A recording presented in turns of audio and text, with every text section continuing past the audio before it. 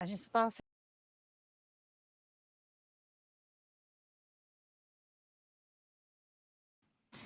Está começando o podcast CBN Maringá. O podcast CBN Maringá desta semana fala sobre uma exposição que está aberta ao público no Museu de Arte de São Paulo, Assis Chateaubriand, o MASP.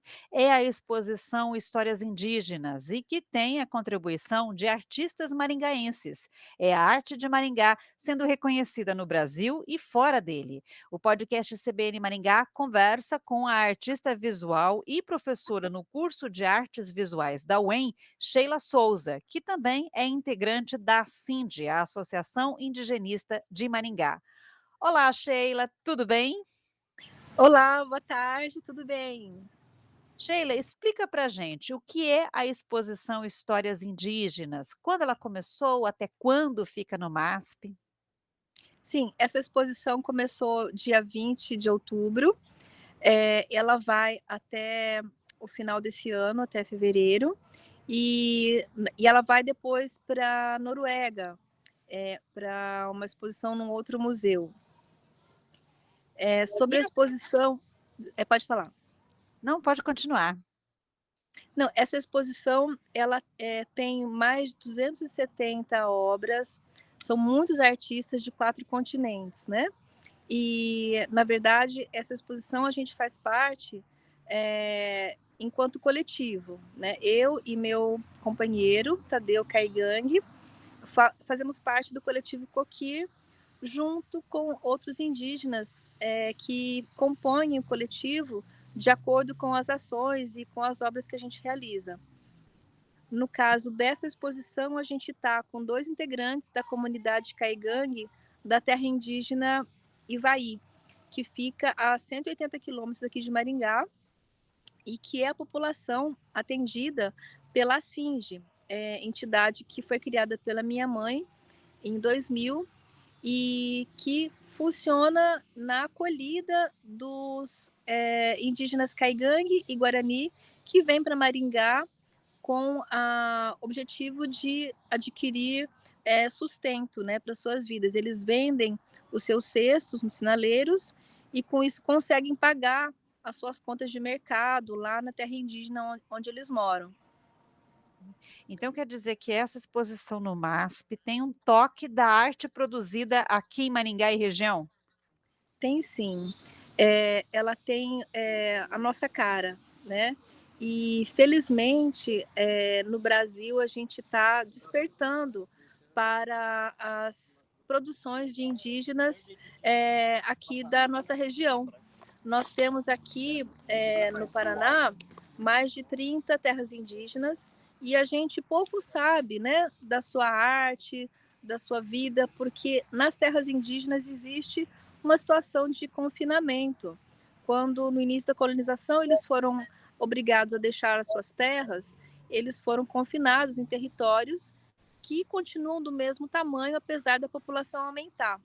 Então, o nosso coletivo, Coquir, é uma palavra caigangue, significa fome, justamente porque nós pensamos nessa relação de carência, né? Nós, na Cindy, há muitos anos sabemos das condições muito precárias de vida nas terras indígenas, da questão da fome, da desnutrição, e quando o coletivo surge em 2016, foi justamente no momento em que uma criança indígena morreu por desnutrição.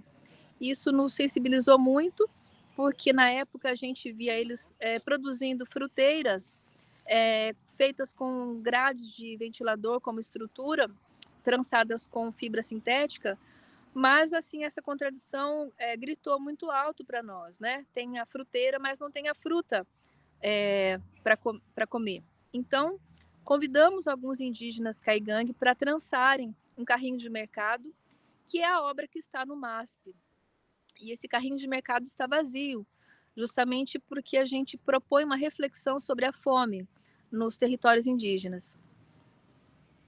E a exposição é do carrinho apenas ou tem toda uma instalação?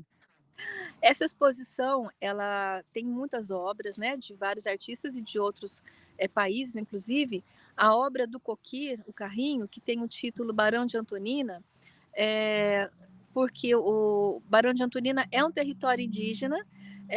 Nós escolhemos esse nome porque barão denota autoridade, poder, consumo, né? Todas essas questões que envolvem o problema ambiental e também o problema da fome nas terras indígenas. Mas o carrinho ele se tornou uma instalação na semana passada, né? A exposição foi inaugurada em outubro, mas nós fizemos uma ativação da obra.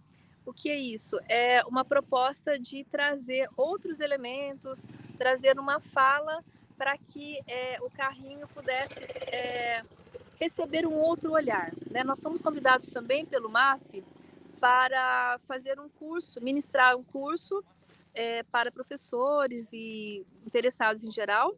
E a última aula desse curso, ela foi presencial lá no MASP, e durante essa última aula a gente transformou a obra numa instalação, né? A gente tirou esse isolamento, existia uma fita em volta do carrinho para que as pessoas não se aproximassem, não tocassem, né, a obra, e nós fizemos um tracejado com fita isolante preta em volta do carrinho, como se o carrinho tivesse escapado, e fizemos uma linha trazendo uma ideia de movimento do carrinho circulando pelos espaços do museu em diálogo com as outras obras, né? Então se tornou uma instalação. Que interessante. Sheila, e você falou então que nesta exposição estão 270 obras de 4 continentes. São Isso, histórias indígenas de épocas diferentes, de povos originários diferentes? exato. Na mesma sala em que está o carrinho, Barão de Antonina, a gente tem uma urna marajoara antiquíssima, a gente tem temporalidades diferentes, né? Tem arte indígena contemporânea e arte indígena de outros tempos também. E quer dizer então que depois do MASP, ou seja, depois de fevereiro, a exposição viaja para a Noruega? Exatamente, né, e é muito interessante pensar, né, que essa mobilidade do carrinho, né, vai para a Noruega, e a gente tem um outro carrinho, nós temos 2 carrinhos, né, pelo coletivo. O primeiro carrinho é o carrinho que está no mar, desculpa, tá no MASP, mas é do mar, né, é do Museu de Arte do Rio de Janeiro. Nós fizemos uma exposição em 2017, no Rio de Janeiro, e doamos essa peça para o Museu de Arte do Rio, para o mar.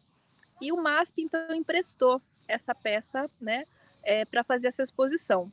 Mas existe um outro carrinho que foi encomendado pelo Museu Paranaense, e ele, hoje, esse carrinho está nos Estados Unidos, numa exposição chamada Veshua, Nós Sabemos, que começou na Pinacoteca de São Paulo e agora encontra-se nos Estados Unidos. Então, a nossa intenção é fazer uma frota e espalhar esse carrinho pelo mundo mesmo, para que as vozes, né, indígenas deixem de ser silenciadas e que a gente possa olhar com mais cuidado, né, para os territórios e as populações indígenas. Então esse carrinho ele simboliza ele dá visibilidade aos povos indígenas aqui do Paraná, da nossa região, e também fala sobre a carência vivida nas aldeias. Exato, ele fala da fome, né, mas essa fome é uma fome, não só física, é uma fome também ancestral, né, é uma fome de conhecimento, é uma fome de saber quem são nossos parentes, é uma fome de arte, é uma fome de cultura. Nós sabemos que, sabemos muito pouco sobre os nossos parentes indígenas, né. Eu costumo falar sempre, que a gente tem aí uma bisavó pega no laço, mas a gente não sabe quem é essa mulher, né? Então, qual etnia? A gente sabe muito bem quem são nossos parentes europeus, né? Italianos e portugueses, mas quem era a nossa avó? Né? Pega no laço, pega dente de cachorro, né? Violências absurdas que foram cometidas contra essas mulheres, nossas avós, e contra nós também, por não permitir que a gente saiba sobre a nossa ancestralidade. E no momento que a gente está vivendo, nós sabemos que esse mercado, esse consumo excessivo, ele é um problema de existência, né, para o planeta, para o ser humano, e precisamos pensar é que os povos indígenas têm uma chave, porque eles têm uma forma de viver em harmonia com a natureza, né.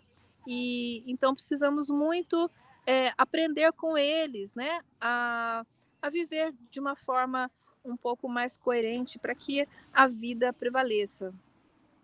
Hum. E na a exposição que tem o título Histórias Indígenas, essa palavra, expressão histórias do título, qual o significado delas? São histórias reais ou também histórias ficcionais? É uma ótima pergunta, né, porque em inglês existe um sentido diferente, né, para essa palavra, mas em português história envolve as 2 situações, né, tanto histórias ficcionais quanto histórias que aconteceram, e é legal também a gente pensar nesse termo, porque, a gente está no momento de pensar aí essa relação entre ciência e sabedoria indígena e cosmovisão, né. E a gente sabe que houve, assim, um etnocídio, né, muito grande com relação aos povos indígenas e também um epistemicídio, né. A gente, tem um conhecimento que foi assassinado e que a gente precisa, trazer, né, para nós, pra perto, para que a gente tenha chance de ver a continuidade da vida, né. Então, quando a gente se aproxima desses conhecimentos, né, da sabedoria ancestral, que está presente nessas cosmovisões, né? Essas histórias, elas são muito importantes, como Davi Copenaua, né, que escreveu A Queda no Céu, fala muito sobre isso, né? E existe uma profecia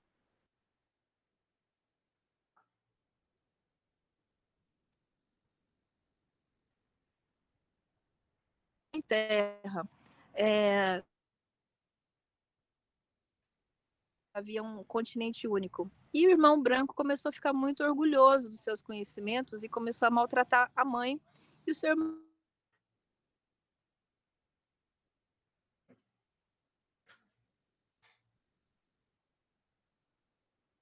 Nós perdemos o contato com Sheila, nossa entrevistada É Sheila importante. Souza, do podcast CBN Maringá. Oi, Sheila, você está me ouvindo? Você estava começando a contar a história Ah, quando a internet travou. Será que a gente ah, consegue retomar essa história? sim, sim, a gente pode sim. Eu estava contando a história de uma profecia dos indígenas norte-americanos que falam que no momento muito anterior, né, à existência atual, na época lá, do único continente, né, Pangeia, o irmão branco e o irmão vermelho começaram a se desentender porque o irmão branco ficou muito orgulhoso dos seus inventos. E esses inventos estavam colocando em risco a vida no planeta, né? Então a mãe, mãe Terra, então brava com esse filho que estava ameaçando a vida, o mandou para muito longe, né? Para terras longínquas. E a profecia fala que enquanto o irmão branco não se reconciliar com o seu irmão vermelho, né, o seu irmão indígena e a mãe terra, que se isso não acontecer, a terra vai acabar em cinzas. Nós já estamos vendo a crise climática, o aquecimento global, então a gente precisa se conscientizar de que os povos indígenas, eles têm um conhecimento que a gente precisa considerar. Precisamos parar de pensar que são conhecimentos atrasados, né, que são primitivos, porque eles têm uma riqueza imensa em sua sabedoria que a gente, por preconceito, por ignorância, considera primitivo. Mas a gente já percebe, na história da arte, por exemplo, né, nós somos professores de artes também, eu e Tadeu, que trazendo esses conhecimentos, a gente está aí rompendo com essa história eurocêntrica, né? Eu mesma só estudei história da arte da Europa. Então agora a gente está começando a ver e com essa exposição, isso é um marco histórico, né? Essa exposição marca um momento de muito otimismo para nós, né? No Brasil e no mundo, para que esse olhar dos povos indígenas com a sua arte, com a sua cosmovisão, com as suas culturas, possam trazer uma semente de esperança para a vida no planeta. Tá certo, Sheila, muito obrigada pela participação no podcast CBN Maringá. Eu que agradeço. O podcast CBN Maringá conversou com a artista visual e professora no curso de artes visuais da UEM, Sheila Souza. O podcast CBN Maringá fica por aqui. Até a próxima.